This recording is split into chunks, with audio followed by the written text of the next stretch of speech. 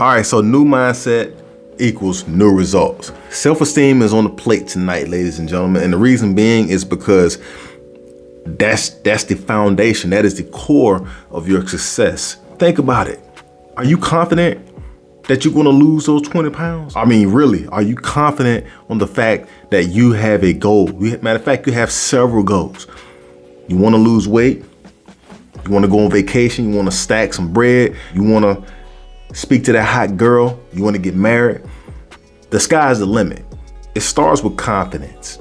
Now, a lot of people think that you just gotta be born with it. That goes into like the world that puts a lot of that on the male's shoulders. Like men, by virtue of birthright, are just born confident. They should have self-esteem through the roof. In the real world, that's only true for like 1% of the population.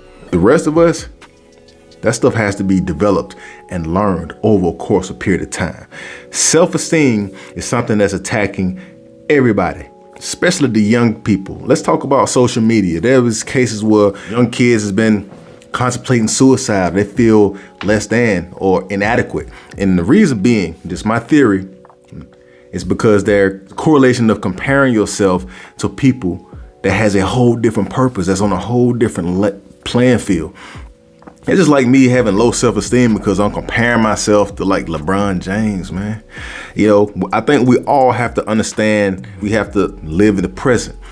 In order for you to hone in on yourself, sometimes it has to be a detox, a mental detox to go ahead and reinvigorate that mindset. That mindset of yours has the capacity, the capabilities to be trained and adaptable such that you become confident, not cocky, not arrogant, not self-absorbed, but confident.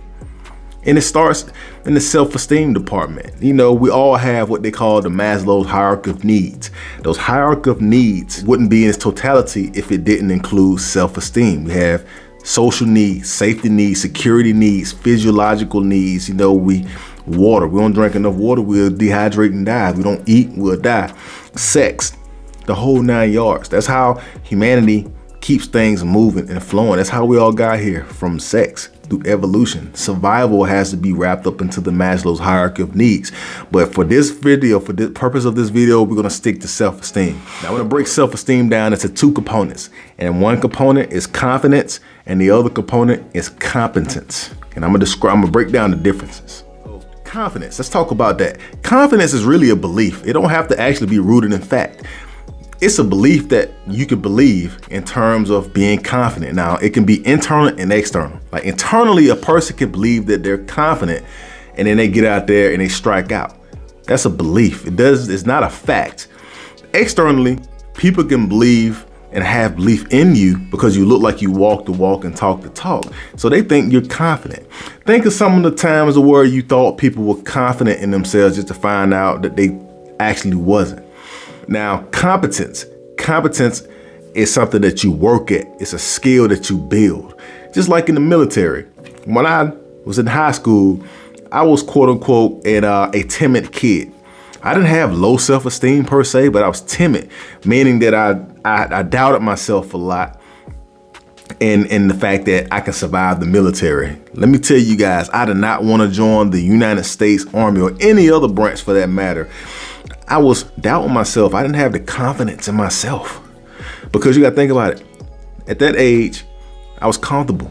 I was around all my friends, all my buddies. I was around here drawing, sketching. I was like the little comedian in my circles in high school.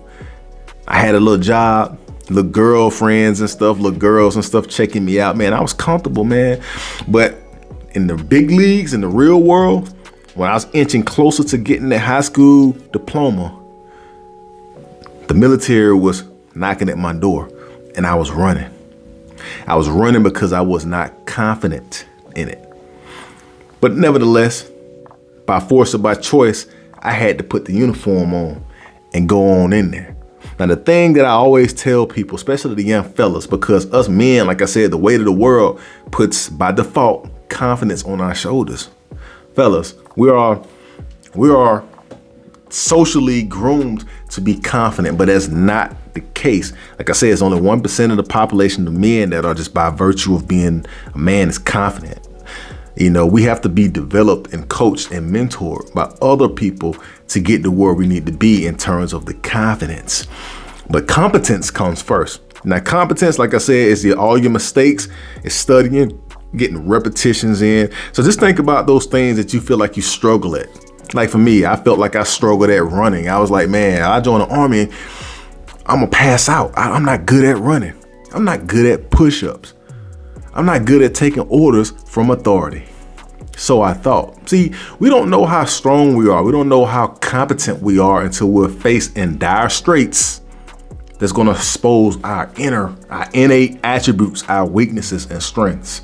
See, it takes things in life that are heartfelt, that's going to have you in dire straits on your wits end to expose how competent you are. Because believe you me, you don't know how strong you are. So if you're struggling with confidence, think of some things that's in the way of that confidence. Do just that. Run, get up early in the morning. You got to reestablish that self-discipline. Fine, go to bed early, wake up early. It's hard, but you do it repeatedly enough to where what was hard becomes easy and you become competent. And when you become competent, you are confident that you'll be able to make it on work on time. Not just being, blindly like I'm confident. You're overly confident on being able to do such things, but you don't have the competency to back it up. That's all wrapped into like my early formative years in the military through profound leadership. Leadership got me to where I believed in myself. And it wasn't easy. There's no handouts and all of this. Let's get that straight. Building confidence, yeah, it's on the table. It can happen because it's always not born in people. People are just not born like that. It can be developed, but there's no handouts either, man. In order to become confident, you have to study. You have to study, get repetitions, get good at something. You have to actually do application, do repetitions will build competence. It's like if I had to recite something, I study it over and over and over and over again. I will become so good at it that I can recall it with no problem. So when it's time to go speak in front of a crowd, I am confident that I can recite that stuff. But if I took the same scenario and I was told that I had to go teach a class or recite something in front of a large audience, do you think I'm gonna be confident? If I ain't done the work behind the scenes, I didn't study and test myself, I'm not confident that I'll get out there and succeed because I didn't put the work in. So putting the work in builds competency, and competency builds confidence.